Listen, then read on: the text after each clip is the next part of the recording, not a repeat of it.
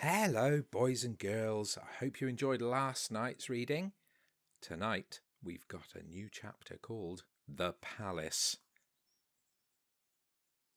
By gumdrops, whispered the big friendly giant. Is this really it? There's the palace, Sophie whispered back. Not more than 100 yards away through the tall trees in the garden, across the mown lawns and the tidy flower beds, the massive shape of the palace itself loomed through the darkness. It was made of whitish stone. The sheer size of it staggered the BFG. But this place is having 100 bedrooms at least, he said. Oh, easily, I should think, Sophie whispered. Then I is boggled, the BFG said. How was I possibly finding the one where the Queen is sleeping? Well, let's get a bit closer and have a look, Sophie whispered. The BFG glided forward among the trees. Suddenly he stopped dead. The great ear in which Sophie was sitting began to swivel round. Hey, Sophie whispered, you're going to tip me out. Shh, the BFG whispered back. He's hearing something. He stopped behind a clump of bushes. He waited. The ear was still swinging this way and that. Sophie had to hang on tight to the side of it to save herself from tumbling out. The BFG pointed through a gap in the bushes, and there, not more than 50 yards away, she saw a man padding softly across the lawn. He had a guard dog with him on a leash. The BFG stayed as still as a stone. So did Sophie. The man and the dog walked on and disappeared into the darkness. You was telling me they has no soldiers in the back garden, the BFG whispered. Oh, he wasn't a soldier, Sophie whispered. He was some sort of watchman. We'll have to be careful. Oh, he's not too worried, the BFG said. These waxy big ears of mine is picking up even the noise of a man breathing the other side of this garden. How much longer before it begins to get light? Sophie whispered. Very short, the BFG said. We must go pell-mell for leather now. He glided forward through the vast garden, and once again Sophie noticed how he seemed to melt into the shadows wherever he went. His feet made no sound at all, even when he was walking on gravel. Suddenly, they were right up close to the back wall of the great palace. The BFG's head was level with the upper windows 1 flight up, and Sophie, sitting in his ear, had the same view. In all the windows on that floor the curtains seemed to be drawn. There was no light showing anywhere. In the distance, they could hear the muted sound of traffic going round Hyde Park Corner. The BFG stopped and put his other ear, the one Sophie wasn't sitting in, close to the first window. Nope, he whispered. What are you listening for? Sophie whispered back. For breathing, the BFG whispered. I's able to tell if it is a man human being or a lady human by the breathing voice. He was a man in there, snortling a little bit too. He glided on, flattening his tall, thin, black cloaked body against the side of the building. He came to the next window. He listened. Nope, he whispered. He moved on. This room's empty, he whispered. He listened in at several more windows, but at each one he shook his head and moved on. When he came to the window in the very centre of the palace, he listened but did not move on. Oh, he whispered.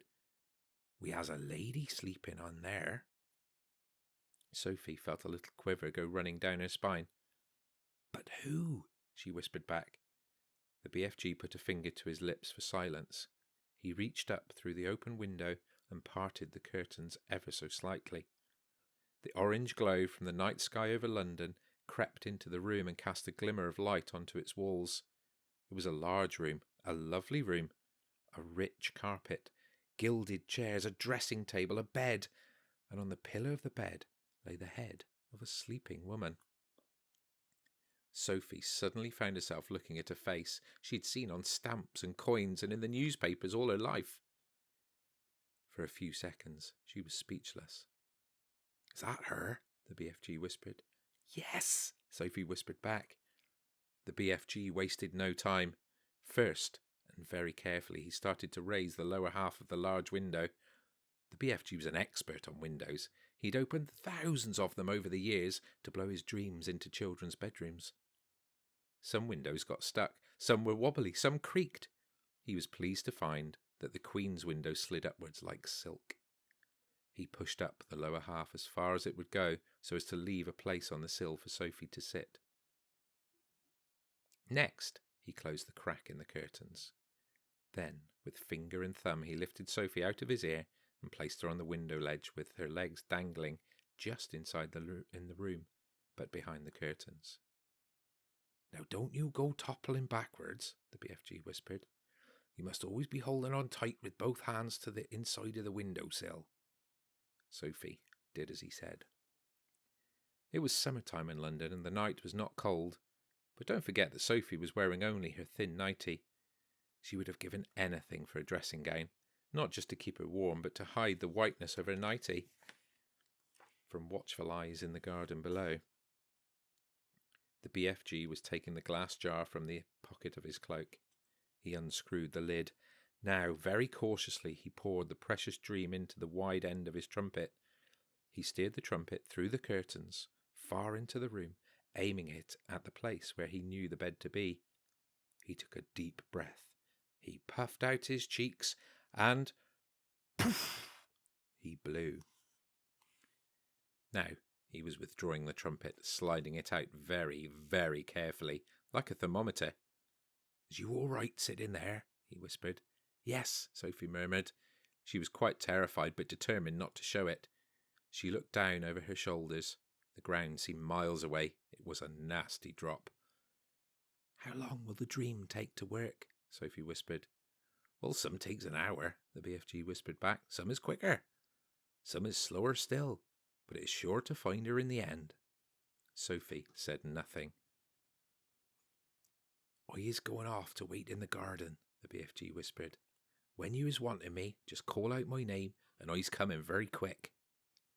"Will you hear me?" Sophie whispered. "Ha! You is forgetting these," the BFG whispered, smiling and pointing to his great ears. "Goodbye," Sophie whispered. Suddenly, unexpectedly, the BFG leaned forward and kissed her gently on the cheek. Sophie felt like crying. When she turned to look at him, he was already gone. He had simply melted away into the dark garden.